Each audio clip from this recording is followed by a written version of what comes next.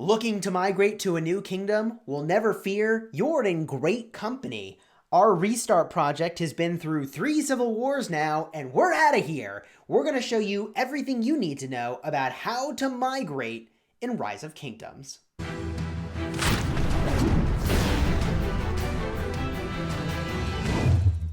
Hello my friends and welcome back. In today's video we're going to be talking all about migration, which is something that you should be considering if your kingdom is not a great place to be. If you like Rise of Kingdoms guides that help you get value and smash your enemies, consider smashing that subscribe button to join the nearly 80,000 people that are watching my Rise of Kingdoms videos and have a subscription already to this channel. We're a sponsored content creator for Rise of Kingdoms, and this is an important topic. How does migration work? How do you get out of a kingdom that isn't working for you? You can migrate out of the kingdom that you're in by using something called a passport. Now, the number of passport pages you're going to need is going to depend a lot on your own power. I'm going to put a diagram up on the board so you can see the exact number of passports required to migrate. Now, there's a lot of tricks that people use when they're migrating in order to reduce their power, to reduce their passport cost, because there's only 2 ways to get passports. One is to go and buy them. You buy them from the New World Super Value Bundle.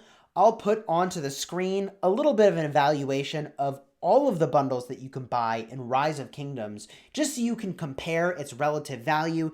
In general, if you are buying this bundle, it's a bundle that does have speed ups, and it generally has more resources than other bundles would have when you compare to the super value bundles. These reset once every month. So there is a limit to the number of passport pages you could get in any 1 month from here, and that is 25 passport pages. You get 1 passport for the $5 bundle, 2 passports for the $10 bundle, 3 passports for the $20 bundle, 4 passports for the $50 bundle, and the $100 bundle has 5 passports. You can buy that 3 times.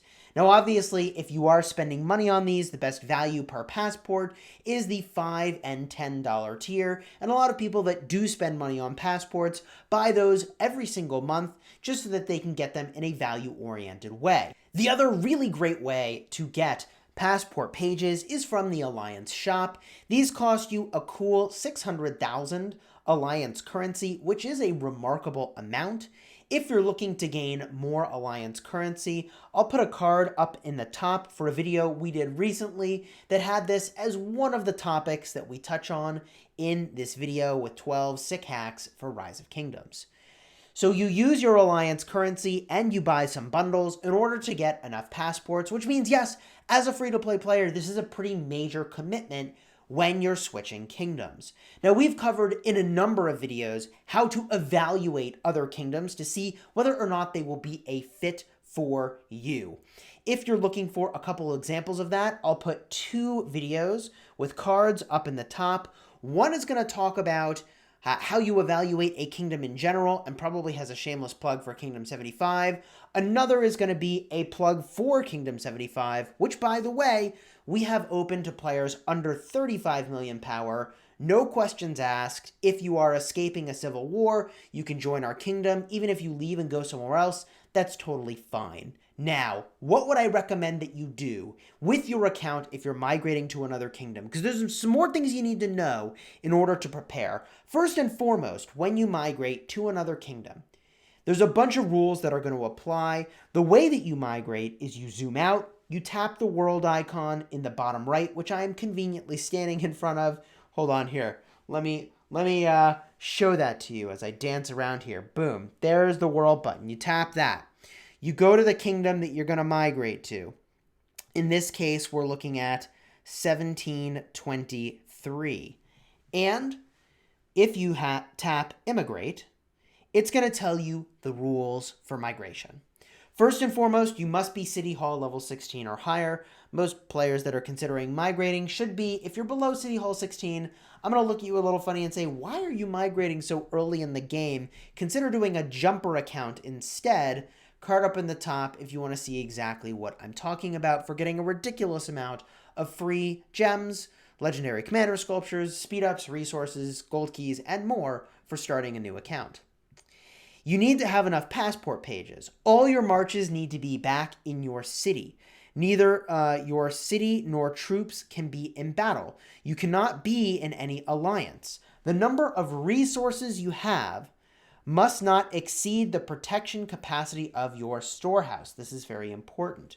Your storehouse shows you your resource protection capacity. In this case, we have 2.3 million food, 2.3 million wood, a little less than 1.75 million stone, and less than 1 million gold. We actually need to send out some resources.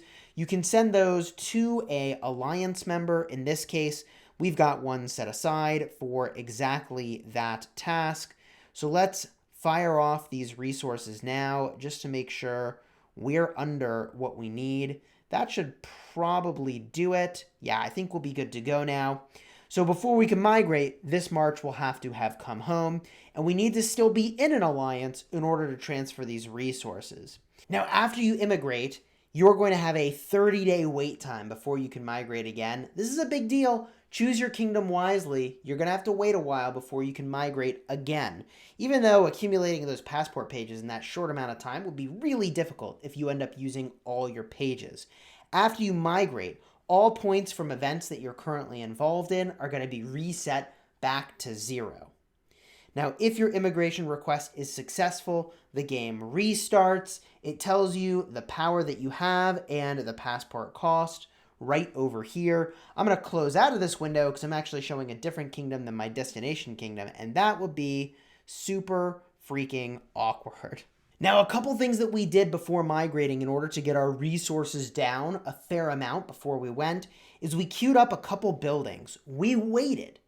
We actually waited right up until we were going to migrate to do these buildings so they didn't finish right before we ended up leaving and putting our power over, so that we need to have more passports in order to migrate. That would have totally sucked. We sped up a bunch of research and queued up a bunch of research during events leading up to our departure to try to get as much as we could out of that. We put a bunch of troops into the hospital, not a ton. We could have done way more, and we've got those healing now. And we also queued up 20k extenders for our troop training buildings so that we could burn a bunch of resources before we left training troops. That way, we at least get a little bit of value from the resources we had before dumping all of them off. And on the equipment front, we burned literally like 30, 40, 50 million gold just forging and destroying equipment in order to get special talents on leadership gear, in order to get special talents on infantry gear. Heck, we even went in and got some integration gear, special talented for Joan of Arc Primary. So I would encourage you to burn your gold by destroying and reforging gear to try to get special talents. But now I think the time has come to say farewell to 1507 and to go to our destination kingdom. As we wait for the cap for migration to be raised by the king of the kingdom, it's worth mentioning that kings can restrict your access to different kingdoms. The way that they do that is with functions they have in the Lost Temple. They set the maximum power of players that can come into the kingdom.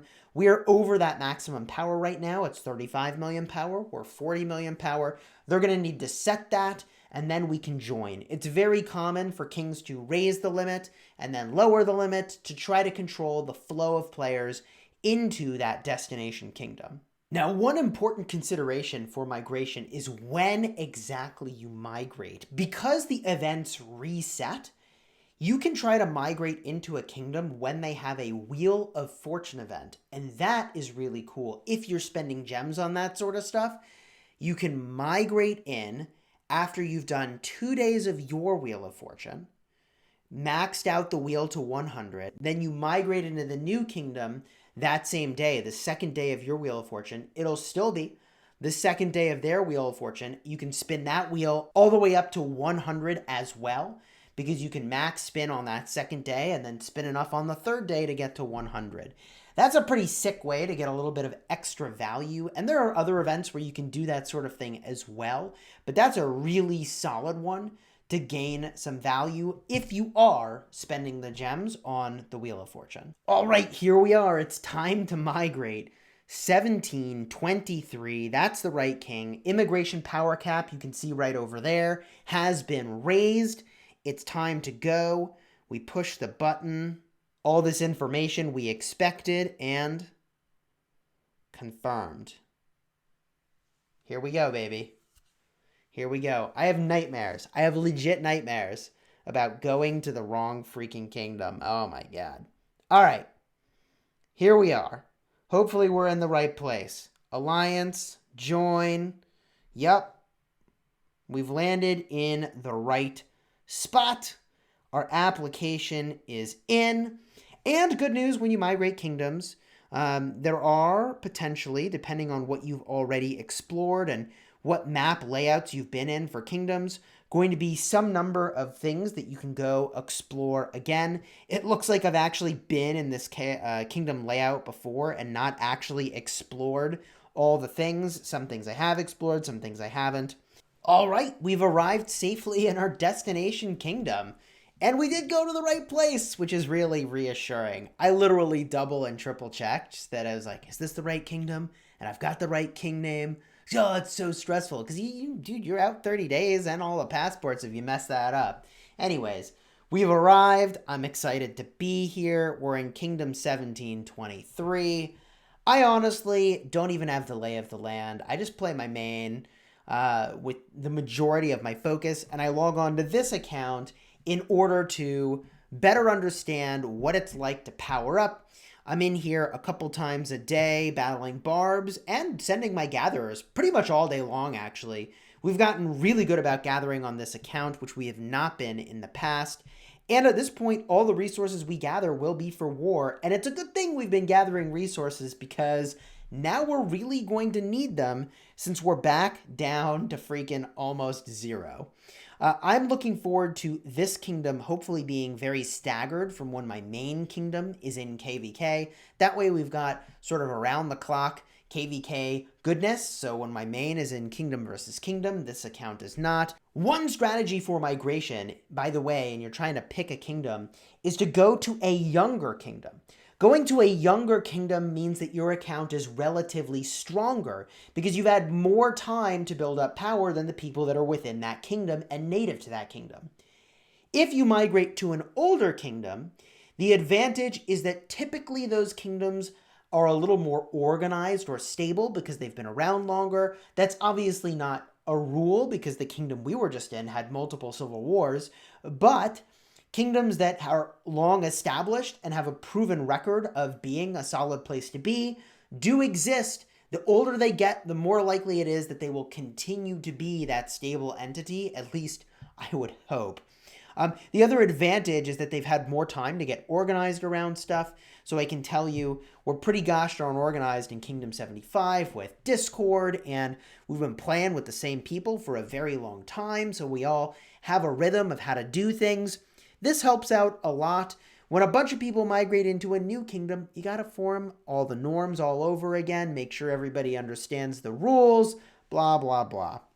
I'm ultimately excited to be in this kingdom, and if I go to my monument, there's actually a whole bunch of quests that I had never claimed before that apparently I can get all over again, which is kind of amazing. And I don't know if I had these before or not, but I'll take all these freaking gems. Oh my gosh, gems, keys. Wow, that was a lot of good stuff just for migrating. I don't know if everybody would have that experience, but that was pretty freaking fantastic just there. Hopefully you enjoyed this video, and if you have any other questions about migration, definitely leave them below in the comments and I'll try to address those, or other people can go and answer them. This is a really important topic, and if you haven't taken the time to go and really think about where you want to end up, I've got a lot of resources that are available to you to help you pick a good kingdom. The Discord linked in the description of this video will take you to my personal Discord. That's where you can find a whole bunch of guidance around specific kingdoms that are recruiting, as well as you can ask other people what they think of different places to go and get some opinions. I think it's a solid way to vet out different kingdoms and find a new home. Also, check out the videos that I referenced earlier. You can tap the info button in the upper right of your screen in order to see all of those cards. And until next time, my friends, you have fun smashing the kingdom.